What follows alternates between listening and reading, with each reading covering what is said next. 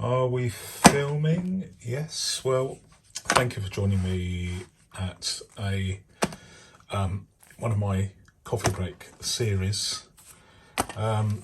This is very informal. This is very informal. I'm having a bit of fun here, but let's get the kettle on. It's one of those things that I've toyed with, and in fact, as you're probably aware, some of you will know that my podcast, which I host every Saturday evening at 8 p.m. UK time, or at least that's what I've been doing for the last few weeks. It started as a midweek coffee break series, which I just ended up discounting because it morphed into something much longer. And as you know, some of my podcasts, one of them exceeded 2 hours, which is just ridiculous. But I wanted to actually just do something light-hearted during the week, really. Okay, water, and then instant coffee. There's no pack drill here in my household. It's just basically some regular coffee. What am I drinking? Well, it's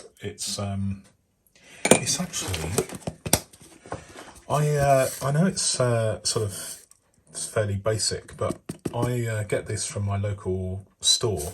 I really like it. I really like the taste of it.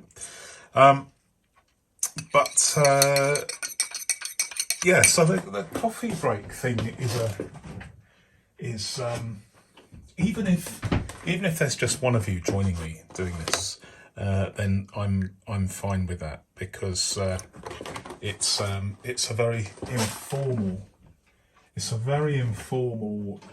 thing, and it's not aimed at being any longer than a normal kind of coffee break. But I just want to share with you one or two things. So this isn't done for effect. So this is 1, 2, 3, 4, 5, 6, 7. This is seven binders or notebooks, what have you, that I've used over the last 24 hours to jot down ideas and notes, and those are not only for this channel, but other channels, and also domestic stuff. Like, for instance, my energy supplier. They're withdrawing from the market, and so I just made a note to Google what's going to happen with that. What are my options, etc. So this is, I guess, what a lot of people do. What's missing here is my lightest notebook in the world, ever in the whole universe. That's a single page of my A4 folded 3 times. But I do use that, but I just didn't use it today. So what have we got here? Well, I tell a lie, I haven't actually used this. Because this is my first Guildford Mini Extra Slim. Do you recall I had so many problems with the leather? Although I don't really mind the leather cracking. It's just the fact that when you peel it, you're rubbing it. Every time you use it, there's bits of leather falling off. And I don't like that. I don't mind the cracking of the leather, but it's when pieces are falling off that I don't like. So what I did, I just soaked it in water, and with a toothbrush, I just did this in circular motion with the head of the brush, and it just fell off like it had just been stuck on. Well, I assume that's what they did. But I have been using this a lot, but I'm really struggling with the rings. I don't want to, having seen what happened to my Guildford Mini Extra Slim, not my Guildford Mini Extreme, my Portland, I'm a little bit loath to fiddle about with these rings anymore. So I'm kind of using it, but not at the moment. I'm giving it a bit of a rest, really. And with my, I've taken all my notes out, but as you probably have seen last Sunday's video, I've completely de-ringed my Portlands now, and it's fantastic leather, absolutely fantastic. This is a real victory for Filofax. Just so heavy duty and so luxurious and soft. You know, this is rapidly becoming, if it wasn't already, hadn't already become, probably the leather I rate most. But I've taken all my A7 sheets out here. I'm going through them upstairs in my office right now. But there's been a few people that tell me that the Noodler's ink I use in this body, without any, I just insert it into the body of the pen rather than use an ink converter, cartridge converter, or a cartridge. Seems to be working well. I've had no leaks this week, and if I do have any leaks, then I will let you know. But this is a nice thing. I'm probably using this more than any other inbox at the moment. Even my single page notebook. It is something that I'm really enjoying using. What else am I using? Well, this is my Guildford. Have I got anything to show you? Well, I've hidden them, but this is being used as an inbox as well. This one I keep in my bedroom, and when I wake up in the middle of the night with an idea, which is sometimes what I do, I jot it down, and then in the morning I have a look and see whether I have, and sometimes I can't even remember writing something down. But this is the thing. This is the thing. It doesn't pertain to. Let me have some of my coffee first of the day. Oh, fantastic. I had an idea last night and I wrote it down, and I've taken it off, and it's pinned up in my office cum studio for a new channel. And it has nothing to do with paper-based productivity, but it will be channel number 14, and I'm very excited about it. Obviously, I will never be as excited as paper-based productivity as this channel is a very big thing for me, as you know. But the idea for this new channel, which I will let you know about in a few weeks' time, maybe when I've got a few videos uploaded, I will share it with you. I'm not keen on sharing all my channels because I think that's a bit vulgar, but I am quite keen on this particular channel that I've just thought of last night. And anyway, it first appeared in here. First bit. Anybody observant will notice I've got this upside down. It doesn't matter. It doesn't matter whether it's like that or like that. It's an inbox. And these pieces of A4, not A4, A7, end up being taken out of here and then put somewhere else. Having an inbox with some bits of paper, and specifically cheap ones, because each of these pieces of paper is from an A4 sheet, and each of those A4 sheets is cheap photocopier paper, which normally costs, at least here in the UK as I record this in September 23, cost about £5.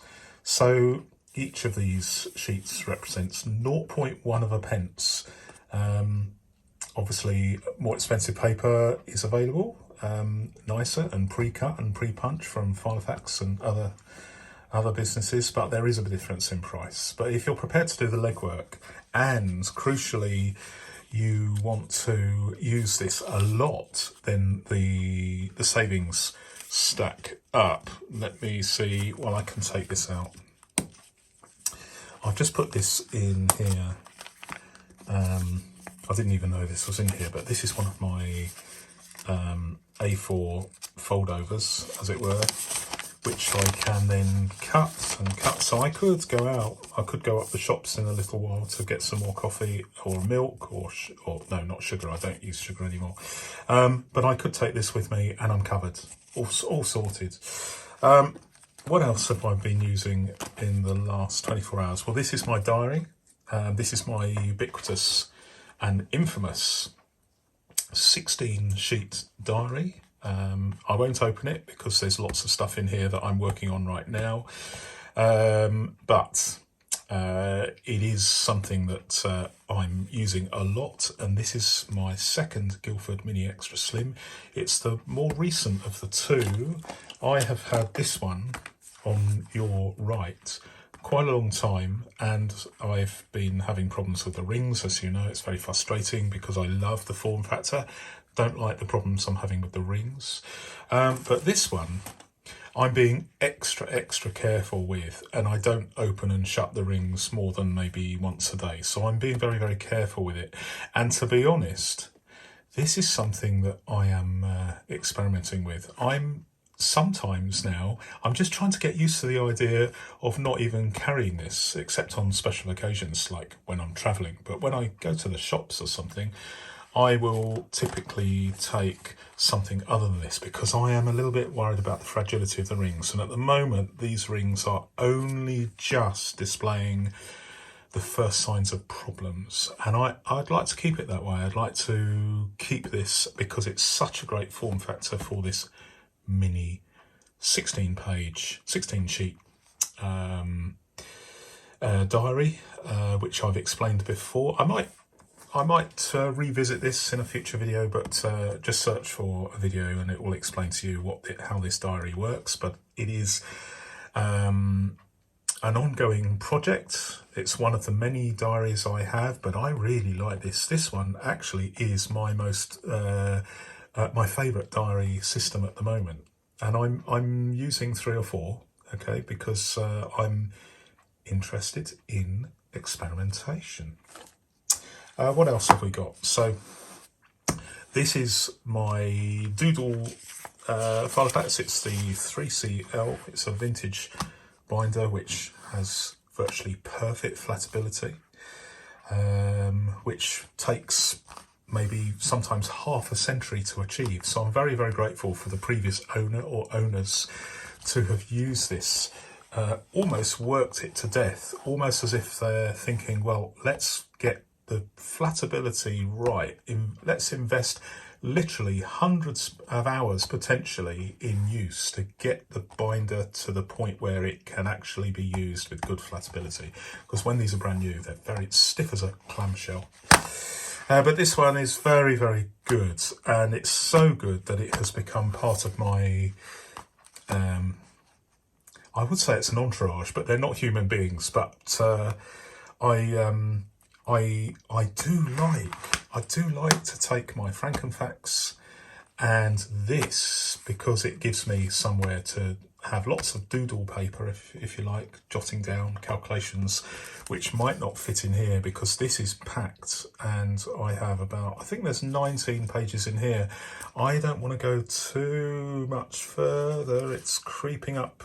Some of the paper in here, a lot of the paper in fact, is just 80 GSM copier paper, so it takes up a lot more space than the Clairefontaine 50 GSM paper that I'm inclined to use in here. But that's another story. Let's have another coffee. Fantastic. I might even blow my nose actually while I'm about it. That's better. So I've been using this over the last 24 hours, and of course my Frankenfax, which is at the moment my favourite binder of all. You've all seen this. And finally, this is my it's one of my old A5, although it's narrower than A5. It's one of my medium-sized moleskins, and all the pages are loose. And I just basically use this as a folder really, and this works very, very well. To be honest, I was carrying my Frankenfax. The last train journey I went, I carried my Frankenfax and this, but I think the next time I go on a long distance travel trip, I'm going to use my Frankenfax and this, because as I've discussed before, and I'm very enthusiastic about this, is when you put them together, they take up a lot less room than one of these. Especially, this will fit in a jacket pocket, but not all my jackets, whereas this will fit in more easily into a jacket pocket or a bag, especially like this. Oh, I nearly bust the tripod there. Nice. There is one thing that I thought I'd mention as well. We're up to 16 minutes, so really we're at max tea break time here. You may recall, if you saw this Sunday, I uploaded a video about how I managed to resolve the problem of the leaning spine, and as you can see, there is no leaning spine now. It's perfect, more by accident than design. I left it in the sun for 3 hours, and you'll notice that when it came out, if you watch the video, you'll see that this was quite warm and loose, but it's tightened up at room temperature. There's a little bit of what they call a ruck here in UK, but it's barely. You can see it there. So if I press it, let's see if I can get it. There we go. You can see it's just slightly loose over what I believe to be probably a piece of cardboard inside here. This is a Lefax Poplar 19. What I like about this is the smaller ring size, the absence of any protuberances like a pen loop and a fastening strap. I like the fact that it's got perfect flatability, and I love these rings, which are, I think these are 15mm rings, but they are, as you can see, they are Krauss rings, so very, very high quality. I think this dates from the 70s, and the rings are superb, and they open and, well, I do go bundle on Krauss rings, but I'm a big fan of them because I'm so, I'm such a fan of ring binders in general, well, why wouldn't I be a fan of Krauss rings? Because they're just so reliable. I love them. In fact, if Filofax started using Krauss rings, I would actually consider buying a modern Filofax. I would be willing to pay the extra money, especially if they brought back the Guildford Mini Extra Slim, which I think is the best Filofax ever made, apart from the problem with the leather insides, and apart from the problem with the rings, which appear to be a little bit on the fragile side. If they can, if they could just dispense with the leather at least inside. Leather on the outside is perfect, but it's just the leather on the inside. If they could just save their own money by just not even fitting leather here, because if it's gonna crack, then why bother fitting it in the first place? And then fit some Krauss rings. Do you know what? Crikey, I would buy a dozen of these just in case they decide to only make them for a year and then withdraw them like the forbidden fruit. I would if ever I see, if anyone from Filofax is watching this, and they may do, they may not, If you make the Guildford Mini Extra Slim again, then please let me know, because I'll probably buy a dozen off you so that I can. Hopefully they will see me out. They'll last a dozen of these will last a lifetime for me, maybe, and they're just fantastic. I absolutely love this binder, especially the leather on the outside, perfect. I quite like. I've kept this pocket here because it's handy to have at least one pocket, but these card slots here I've removed because I don't use one of these as a combined wallet for security reasons. But it's a great thing. So I'm waffling now. So thank you very much, and until next time, goodbye.